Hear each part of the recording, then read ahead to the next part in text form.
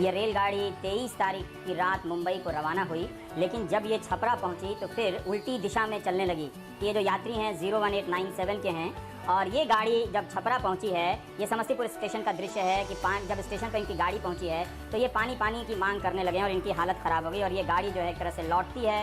इस गाड़ी का किस्सा हम आपको बता देते हैं कि 23 तारीख को चली थी और लौट के जाती है ये गाड़ी एक तरह से छपरा से वापस मुगल सराय जाती है पीछे की दिशा में, और मुगल सराय से पटना होते हुए ये पहुंचती है एक तरह से सोनपुर होते हुए ये गाड़ी पहुंचाई जाती है आपको जैसा कि हमने बताया कि ये फिर समस्तीपुर पहुंचती है और जहां पर लोग खाने पीने को लेकर इस यहाँ पे प्रॉपरली रेलवे पुलिस लोगों से सोशल डिस्टेंसिंग का पालन करा रही। ट्रेन के अंदर भी जब हम आए तो उसके बाद भी लोगों में भी काफी जागरूकता है इस चीज को लेकर के, तो वो खुद से भी सोशल डिस्टेंसिंग का काफी पालन कर रहे हैं। बट सबसे बेहतरीन बात ये थी कि जब मैं न्यू दिल्ली रेलवे स्टेशन पर पहुंचा तो यहाँ का जो स्टाफ, इतने स्टाफ थे और हर एक बंदे को 2 लाइन में सेपरेट किया था और दे वेरी कॉर्डियल और बहुत अच्छी तरह से उन्हें पेश आए। बहुत पुलिस वगैरह लोग बहुत हेल्प किए, वो लोग बहुत अच्छे हैं, सारा चीज़ का ध्यान रखे। रेलवे की तरफ से हम लोग को खाने पीने का भी कोई कमी नहीं हुई है, सारा प्रिकॉशन वो लोग प्रोवाइड कर रहे हैं। ट्रेन वगैरह भी क्लीनिंग हुई। स्पष्ट निर्देश है कि देश के 130 करोड़ लोगों की हमें चिंता करनी है। ये एक हमारा भाई बहन कैसे उसका भविष्य सुरक्षित हो, कैसे वो अपने घर अच्छे तरीके से सुरक्षित सलामत पहुंच पाए, और हम सब दिन रात उस काम में, उस चिंता में लगे हुए। कल कोई पहला दिन नहीं था तो ट्रेनें खाली पड़ी। हम तो चाहते हैं जल्दी से जल्दी लोग पहुंचे।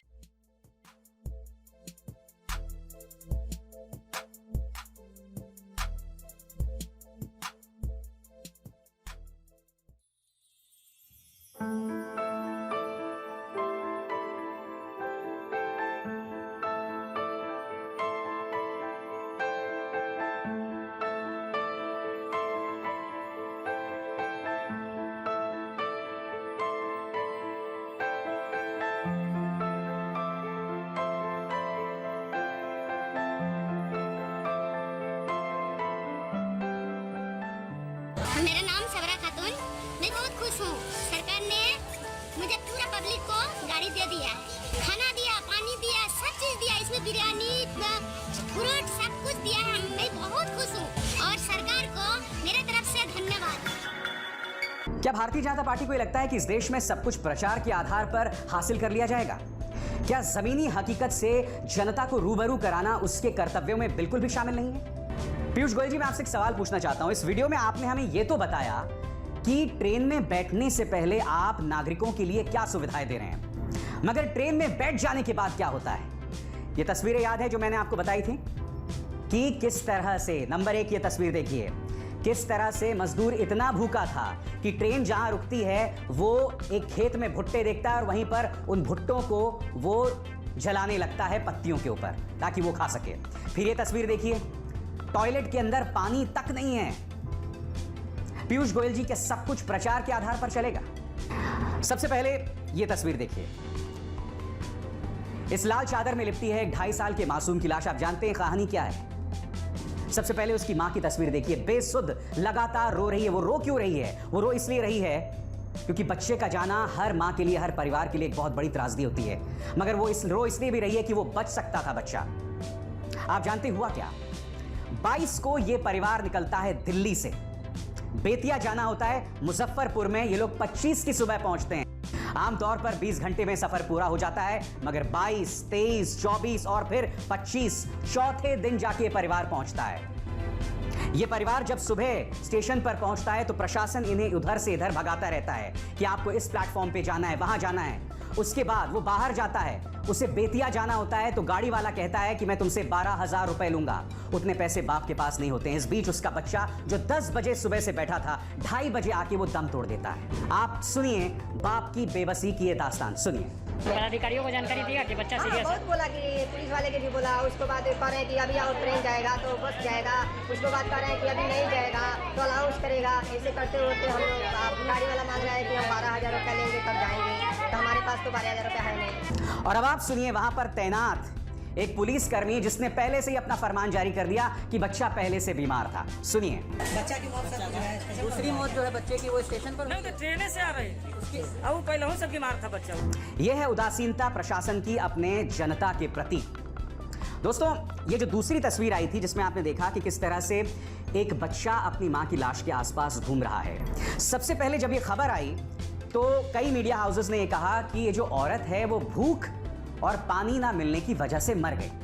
उसके तुरंत बाद आपने देखा होगा कि भारतीय रेलवे के प्रवक्ता हर किसी को अपने ट्विटर हैंडल से बताते फिर रहे थे कि नहीं साहब, ये भूख की वजह से नहीं मरी, बीमारी की वजह से मरी, गलत खबर ना फैलाएं। हर किसी को ये जवाब देते रहे। इसके साथ इसका जीजा चल रहा था। उसके जीजा का कहना है कि उसे कोई बीमारी नहीं थी। तो भारतीय रेल ये गलत बयानी क्यों कर रहा है? बात यहां नहीं रुकती। अब आपके सामने ये स्क्रीनशॉट है। ये दरअसल रिटन में ये बयान है जो उसके जीजा ने दिया है, और इसमें क्या लिखा है मैं आपको पढ़ के सुनाना चाहता हूं।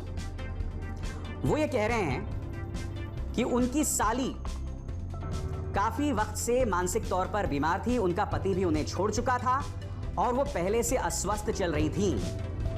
मैं लिखना चाहता हूं कि मुझे किसी पर संदेह नहीं है। यहां पर ये लिख रहा है कि वो काफी दिनों से अस्वस्थ चल रही थी, मानसिक तौर पर बीमार थी। तो मैं यहां 2-3 सवाल पूछना चाहता हूं। पहली बात, उस जीजा की पहली प्रतिक्रिया क्या थी? आपने सुनी ना, कोई बीमारी नहीं थी। फिर इसे किसने लिखवाया, या आखिर इसने क्यों लिखा कि ये काफी टाइम से अस्वस्थ चल रही थी? बताइए, क्या कहीं ऐसा तो नहीं है कि इसको बरगला के प्रशासन ने उससे जानबूझकर लिखवा दिया कि वो काफी समय से अस्वस्थ चल रही थी, उसकी मौत गर्मी की वजह से हुई थी? घटना कुछ नहीं था, इसका बीमारी ना कुछ नहीं था, ये अच्छा खाता था। कैसे मरी? ये ऐसे ही मरा है अचानक, कुछ बीमारी पहले से? बीमारी उमारी कुछ नहीं था। अब घर जाकर मृत लड़की के जीजा ने अपना बयान बदल लिया है और अब वो ये कह रहा है कि लड़की की मौत भूख से हुई। सुनिए क्या हुआ था? जैसे हम लोग गुजरात से चले थे, 3 दिन लगा था आने में। ट्रेन में कुछ खाने पीने का नहीं मिल रहा था, या पानी वानी कुछ नहीं मिल रहा था। ये जो ना गर्मी की वजह से और पानी खाना की वजह से तरफ से मारा था। वो बोला गया कि पानी का व्यवस्था है? पानी वाने का कुछ चीज का व्यवस्था नहीं था, ना खाना वाना का किसी चीज का व्यवस्था नहीं था वहाँ पे। अच्छा, खाने के लिए तरफ से मारा है, खाने के लिए। अच्छा, कोई व्यवस्था नहीं दिया पानी? नहीं, किसी चीज का व्यवस्था नहीं दिया। एक्चुअली मौत कैसे हुआ? मौत वो खाने वजह से हुआ है। खाना वाना मिला ही नहीं है ट्रेन में, पानी वानी कुछ मिला ही नहीं था ट्रेन में। अच्छा, कुछ व्यवस्था था नहीं ट्रेन में। कुछ बोले थे कि मानसिक रूप से विकसित थे? नहीं, वो सिर्फ गलत था। वो तो एक ही टेंशन में बोल दिया था उसने। उस टाइम तो दिमाग ही कुछ खराब था सबका। मेरा खुद दिमाग काम ही नहीं कर रहा था उस टाइम। मीडिया वाला आके सवाल से सवाल पूछी जा रहा था, उस टाइम हम क्या जवाब दूं, खुद मुझे समझ में नहीं आ रहा था। अच्छा, तो तुम बोले नहीं पानी का व्यवस्था नहीं? तुम हम तो वो भी बोल रहे हैं कि पानी वानी खाना वाना का किसी चीज का व्यवस्था था ही नहीं वहाँ पे। अच्छा, तो फिर कैसे क्या हुआ? फिर वहाँ पे फिर किससे गुहार लगाए तुम? और क्या, 100 नंबर पे कॉल किए थे, 100 नंबर पे कॉल किया, 100 नंबर वाला जवाब दिया ही नहीं। उसने किसी का नंबर दिया था मुजफ्फरपुर वाले का, उसको कॉल किया 3 बार, उसने कॉल रिसीव किया ही नहीं। लास्ट में अकेले बॉडी को उतारना पड़ा मुजफ्फरपुर में। आखिर मृतक का जीजा बार बार अपना बयान क्यों बदल रहा है? क्या उसने दबाव के चलते लिखित में यह बताया कि मौत की वजह बीमारी थी? आखिर उस पर दबाव किसका था? आखिर भारतीय रेल ये बताने में क्यों तुली हुई है कि मृतक की मौत की वजह बीमारी थी? ये मुद्दा सुलझने से कोसों दूर है। बिहार के मुजफ्फरपुर स्टेशन पर जिस महिला की मौत हुई थी, जिसे रेलवे ने बीमार बताया था, उसके परिवार वाले अब भी कह रहे हैं कि महिला बिल्कुल ठीक थी। यह महिला शनिवार को गुजरात से कटिहार के लिए चली थी, लेकिन सोमवार को जब ट्रेन मुजफ्फरपुर पहुंची तो गाड़ी में ही इसकी मौत हो गई। आप इसके बच्चे को इसके पार्थिव शरीर के आसपास मंडराते देख रहे हैं। कह सकते हैं कि खेल भी रहा है, क्या पता अपनी मां को जगा रहा हो। इस महिला का नाम अबरीना है। अगर ये महिला जिंदा होती तो अपने इस घर में ठीक ठाक पहुंचकर रह रही होती। कटिहार के आजम नगर का ये एक गांव है, मारांदगी मिटरोली। अबरीना अपने बच्चे के साथ यहाँ जिंदगी बसर कर रही होती। उसका पति बहुत पहले गुजर चुका था। परिवार वालों का कहना है कि अबरीना को किसी भी प्रकार की बीमारी नहीं थी। उन्होंने मतदाता पहचान पत्र भी दिखाया है कि अबरीना भारत की मतदाता भी थी और एक नागरिक भी। आपके बेटी पे आरोप सब लगाया है कि आपके बेटी विक्षिप्त थी मानसिक रूप से? नहीं, कुछ नहीं थी। हमारा बेटी अगर कोई माथा छीट रहती, कुछ रहती तो हमारा बेटी खटने नहीं जाती मजदूर करने के लिए। बच्चे के लिए वो मजदूर करने गई, बहुत मजबूर थी, वो दुखी बहुत थी। दुखी से गई, बाप माँ उसकी मजबूर बहुत थी, यही लिए गई।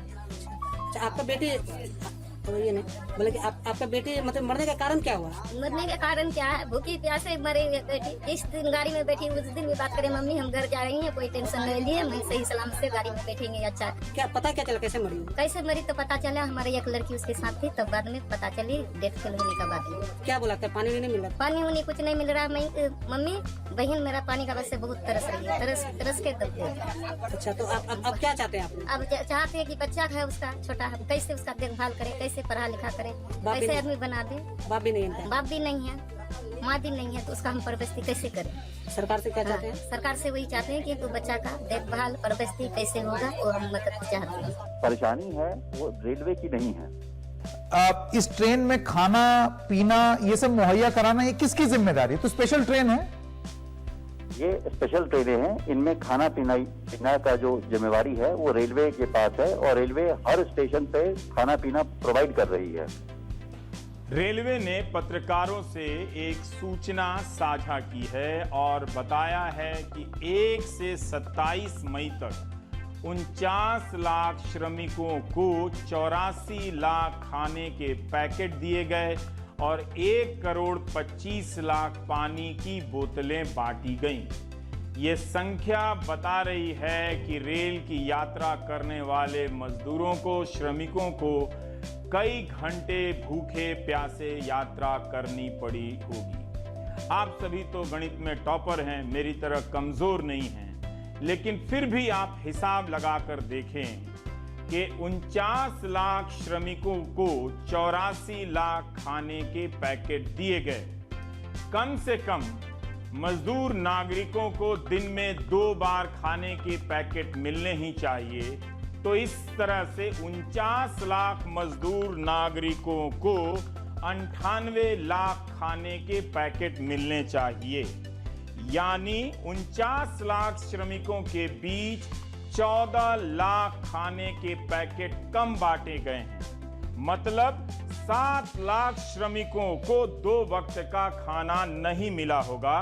यह ध्यान में रखिए कि कई गाड़ियों ने पहुंचने में 3 दिन, 4 दिन और 5 दिन लगाए हैं। इस हिसाब से मजदूरों को हर दिन और दोनों वक्त का खाना नहीं मिला होगा।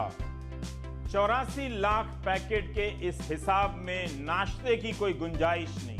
लगता है रेलवे बोर्ड और उसके नीचे के अफसरान नाश्ता नहीं करते, ब्रेकफास्ट नहीं करते हैं ऑफिस जाने से पहले, इसलिए मजदूरों को दिए जाने वाले भोजन में नाश्ते का कोई हिसाब नजर नहीं आता है। अब आते हैं पानी का हिसाब। अब आप देखिए, 1 करोड़ 25 लाख बोतलें बांटी गईं 44 लाख मजदूरों में और खाना बांटा गया 49 लाख मजदूरों में, यानी 5 लाख मजदूरों को पानी की बोतलें नहीं मिली। जिन मजदूरों को मिली उसके हिसाब से 3 बोतल भी नहीं होता है, जबकि बड़े हिस्से ने 4 से 5 दिनों की यात्रा की है। क्या 3 बोतल से भी कम पानी में कोई मजदूर नागरिक 2, 3 या 4 या 5 दिनों की यात्रा कर सकता है? तो क्या रेलवे खुद ये स्वीकार कर रही है कि ज्यादातर मजदूरों को श्रमिक विशेष में बगैर भोजन और पानी के यात्राएं करनी पड़ी हैं? इन आंकड़ों से उन अव्यवस्थाओं का पता नहीं चलता है जो मजदूर आपको बता रहे थे। एक दिन में पूरे ऑस्ट्रेलिया जितनी आबादी को इधर से उधर पूरे देश भर में घुमाती इतना बड़ा रेल नेटवर्क आज अपनी नॉर्मल कैपेसिटी से सिर्फ 4% चल रही है, और उसमें इतनी समस्या। आपकी ट्रेन जाना कहीं होती है, चली कहीं जाती है। रेल की अव्यवस्था एक ऐसी चीज है जिसको चाहे जितने अच्छे शब्दों में ठीक बताने की कोशिश की जाए वो ठीक नहीं होगी। ये वो रेलवे है जो 2.5 करोड़ लोग रोज इधर से उधर लेके जाती है। पूरी ऑस्ट्रेलियाई आबादी एक दिन में इधर से उधर लेकर के जाती है। 4% अगर कैपेसिटी में आप ट्रेन नहीं चला सकते और अगर इतनी अव्यवस्था होगी तो फिर भगवान ही मालिक है।